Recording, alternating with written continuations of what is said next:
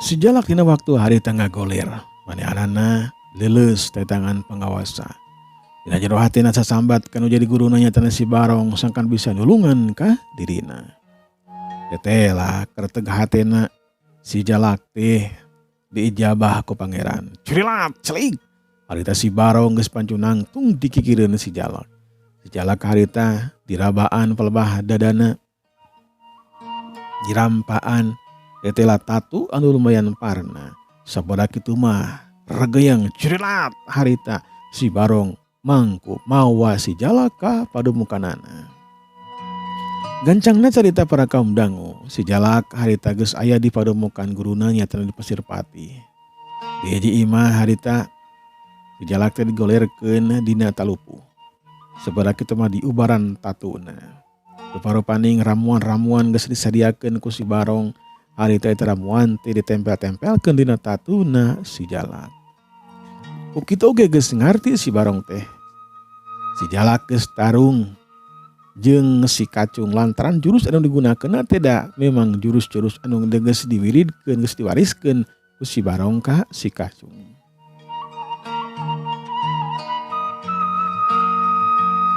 Dina wanci tengah peuting, si Jalak teh harita ngulis si Kudang. Manehanana ngabeuntakeun dua panonna. Sabada kitu mah ulang cileung ka itu ka dieu. Ngan karasana memang masih kena nyareri badan teh. Jeung deui nama teu pati tiris. Tadi mah dina waktu si Jalak teh ngagoler karasa tiris. Ayeuna mah geus teu tiris lantaran disimutan ku samping. Si Barong nempo si Jalak teh geus hudang malahan mah harita ge keur dieu ka cidabungaanna. Ok si Barong harita cuma harita ditujukeun ka si Jalak bari jeung neuteub kalawan teutepan anu antep. Jalak, kunaon maneh teh geuningan betatu? Sajal mana anu geus ngajadikeun anjeun teh rubuh? Sajal mana anu geus ngajadikeun diri anjeun teh tatu?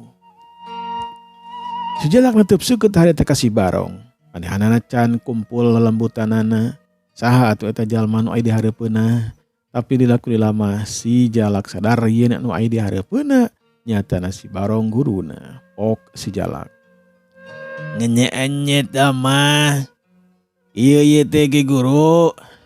Ieu barabat harita si Jalak nyaritakeun sakabeh kajadian dina waktu si Kacung datang ka lembur anu dicingan ku manehna.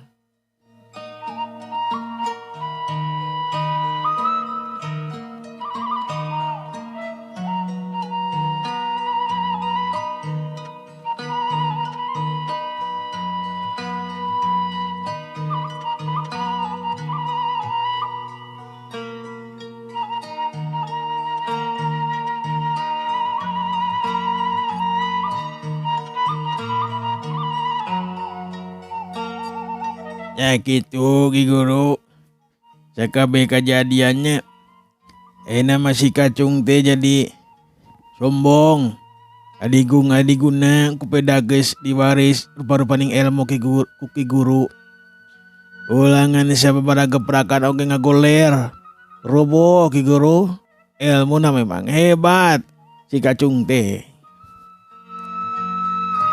Hutan teh anjeun duaan patelak. Nama rebutkeun naon? Anjeun duaan teh bisa patelak Jalak.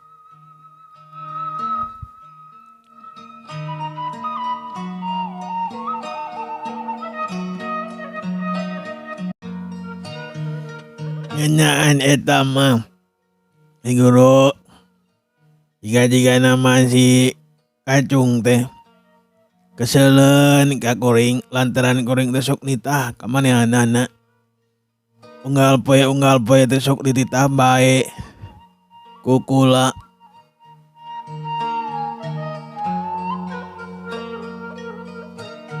Jeung deui kulapan jadi ketua sakti di lemur Cihuni teh. Manehanana hayang jadi ketua sakti. Hayang jadi jalma anu dieuleuh-euleuh jeung deui hayang jadi jalma anu diturut jeung ditumut parentahna. Itu hari ceuk ulama Ki Guru. Si Barong harita ngahuleng mikiran kana caritaan si Jalak.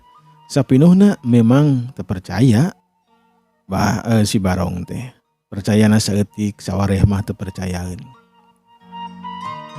Saterusna anjeun teh hayang kumaha Jalak? Hayang diberi ilmu, hayang seperti si Kacung, atawa kumaha? Memang benar pisan Ki Guru. Kula teh hayang seperti si Kacung. Boga ilmu pana menjampi pamake anu luhur ajeuna, luhur ilmuna, kasaktianana. Jurus gugur gunung, jurus balas santriang oge hayang dipibanda ku kula Guru. Soal eta mah gampang. Tapi ieu ilmu teh rek dipake maehan si Kacung atawa lain? Nyedain atuh Ki Guru. Ngeunaan eta mah teu hayang ngabales. Ngan anu jelas mah kula teh boga musuh kapan nu katelah si Jaka Sarung. Ngaranna Jaka Sarung. Ulah hayang mibanda rupa-rupaning ilmu teh keur ngaleikeun Jaka Sarung. Tah kitu Ki Guru sing percanten bae atuh ka kula.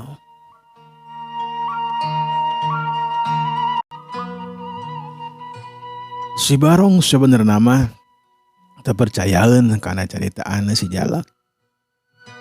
Alasan pasti nama si Jalak metak datang ke dinya ge ka panemukan si Barong nyatana hayang balas dendam ka si Kacung anu geus ngalehkeun dirina. Ngeunaan Jaka Sarung ieu mah memang bisa dipercaya. Jadi sakabeh caritaan si Jalak teh teu dipercaya 100% ngan sabaraha persena. Mun kitu cara mah rek diwurukan deui, rek dilatih deui rupa-rupaning ilmu, termasuk ilmu simpenan kula. Ngan mun teu mah anjeun hiji mangsa papanggih keur tarung jeung si Kacung, maka ilmu anjeun jeung si Kacung rek dimusnahkeun ku kula. Karena naon boga ilmu anu kacida luhurna adi kalahkeun karek ngelehkeun babaturan sorangan mah. Si Kacung teh dasatna babaturan saguru sa ilmu. Sabalikna deh mun si Kacung hayang maragatkeun anjeun Jalak sarua kula ge kurang panuju maka bakal dimusnahkeun sakabeh ilmuna. Moal Ki Guru. Moal ngabinasa si Kacung kula mah. Kula rek ngabinasa si Jaka Sarung lantaran eta teh jadi musuh bebuyutan kula. Percayalah. Dina poisukan urang mamitian latihan ilmu silat. Sok ayeuna mah sare heula lantaran diri anjeun kudu istirahat. Mangga Ki Guru. Si Jalak kacida bungahna lantaran dina poisukan rek diwirid ilmu anu tingkat tinggi. Malahan mah ilmu pamungkas oge diturunkeun ku si Barong teh ka si Jalak. Si Jalak Alita ngarasa bunga dina jero hatena mangagremet ka si Kacung hayang bisa ngelehkeun si Kacung. Tempat anu geus dijadikeun tempat pamatuhan ayeuna mah geus dicokot ku si Kacung, awewe sorangan ge pamajikanana sorangan dicokot ku si Kacung. Gancangna carita para kaum dangu kocapkeun dina wanci isukna isuk-isuk. Si Jalak harita geus latihan ilmu silat jeung guruna nyatana si Barong. Mimitina ilmu orai totog teh rek diasakeun. Sapoe eta mah ngagunakeun jurus orai totog we terus-terusan ti isuk nepikeun ka sore. Poe kaduana ngagunakeun jurus barasewu terus harita diperagakeun ku si Jalak teh.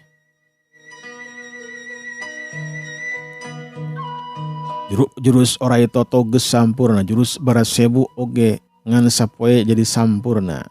Poe katiluna jurus kunton geni disampurnakeun. Si Jalak ngarasa sugemaha teh, si Jalak kacida bungahna. Jurus-jurus anu teu mati ayeuna mah jadi mati lantaran geus sampurna. Tahapanana geus dikawasa, sakabehanana oge geus pahameun si Jalak teh. nya kocapkeun para kaum dangu saminggu be ti harita ti saprakna si jalak ti indit miang ti lemur Cihuni teh ya. Saminggu weh cicing di pademukan si Barong. Dina poe harita mangrupakeun jurus pamungkas dek dibikeun ku si Barong. Jurus balas santriang tanaga narosa bisa ngancurkeun batu tangkal kai jeung rea-rea deui. Si jalak ujub pisan dina jero hatina tangtu jaka sareng bakal nyengled ku manehanana. Si kacung ge sarua nyengled jeung jalma-jalma sejen oge sarua bakal nyengled eleh ku dirina. Derdei bae si Barong harita nurunkeun ilmu balas santriang teh anu dipika memetna ku si Barong. Eta jurus teh ciptaan manehanana jalma sejen mah moal aya nu bisa nyiptakeun eta jurus. Di jalak harita meunikeun kabogot pisan latihan ilmu silat dina jurus balas santriang teh. Poe isuk teu karasa geus beurang, beurang teu karasa geus sore, sore teu karasa peuting be. Si jalak kacida capeunana dina mangsa alam peuting harita langsung kerekeran sare. Si Barong oge sarua sare. Wanci isukna deui latihan. Jalak teh ngasakeun rupa-rupaning ilmu jeung diturunkeun tanaga lapis pikeun nyampurnakeun sakabeh jurusna si jalak. Geleter harita. Tina dua dampaleungeun si Barong harita nglawarkeun tanaga. Dikocorkeun teh tina dua dampaleungeun si Barong kana tonggongna si jalak. Si jalak teu make baju. Katampa urat-uratna menikeun ka ranteng kawantu manehanana mah ahli dina widang ilmu silat. Geleter. Sok ngajanina mangsa alam beurang tapi ari di imahna si Barong mah caang-caang teuing. Harita oge ngocorkeun ilmuna si Barong teh di jero imah.